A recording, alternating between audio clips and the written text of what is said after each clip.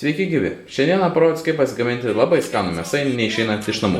Taigi, mums reikės jautienos faršo, alyvuogių, sūrio, česnako, kiaušinio, vieno pomidoro, kelių svogūnų, salotos lapų. Pagardinimui dar naudosiu kiaulienos šonę, bet jos naudoti nebūtina. Kelių hamburgerinių bandelių.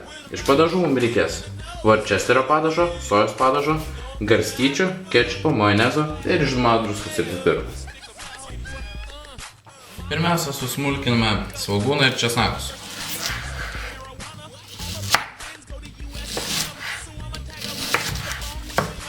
Stengtis viską supjaustyti, kuo galima smulkiau. Ne visą svogūną susmulkiname faršu, nes jį dar pasiliksime ir naudosime pačiam mėsainiui. Česnaką taip pat smulkiai supjaustome.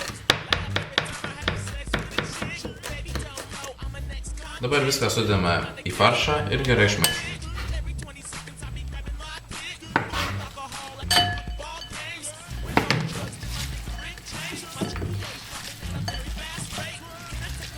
Kai faršą gerai su svogūnais ir česnakais išmaišome, jį berame šviežiai grūžtų pipirų, truputėlį druskos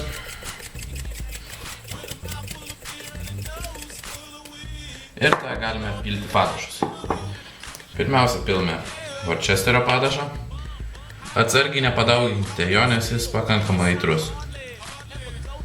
Tada truputėlį sojos padažo.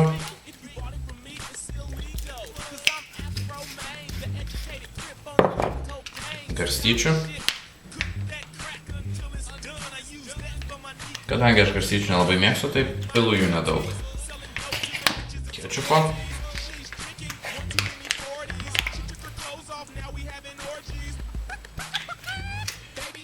Ir įdedame majonezą. Tada viską vėl gerai išmaišome.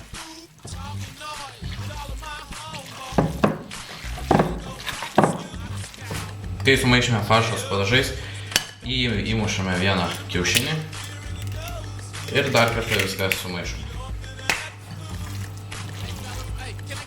Jeigu faršas gausi ganėtinai skystas ir iš jo neišėjo suformuoti kotletukų, galime jį įpilti šiek tiek džiūvėsėlių.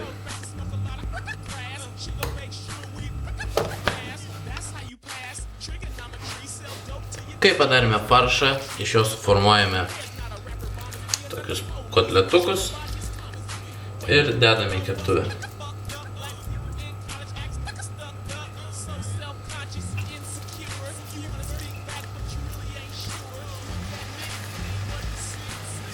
Kol kepa kotletai, mes galime pasigaminti hamburgerių bandeles. Susipjaustome alyvuoges.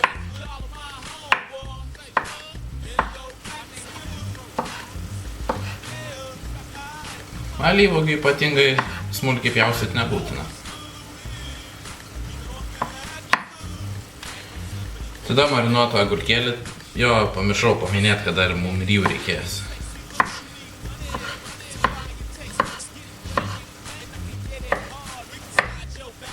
Tada plonais griežnėliais suspjaustome pomidorą.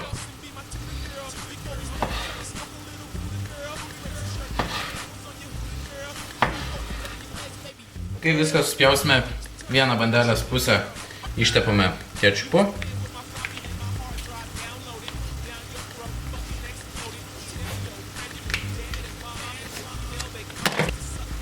O kitą ištepame garstyčiomis ir majonezu.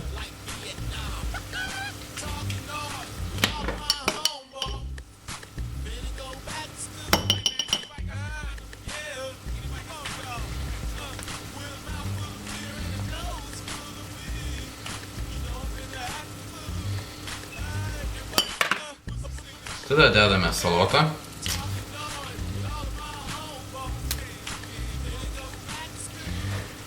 Šiek tiek alyvuogių. Svogūno.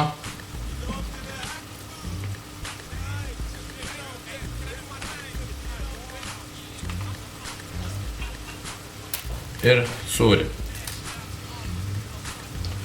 O kitoj pusėje dedame pomidorus kelis, agurkėlius.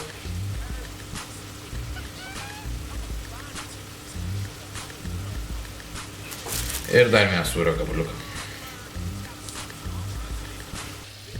Kai baigia kepti kotletą, šone galite įdėti truputį šonės ir ją paskrudinti.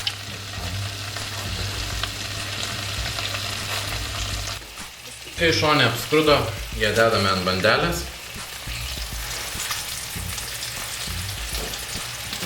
Ir tada dedame kotletukus.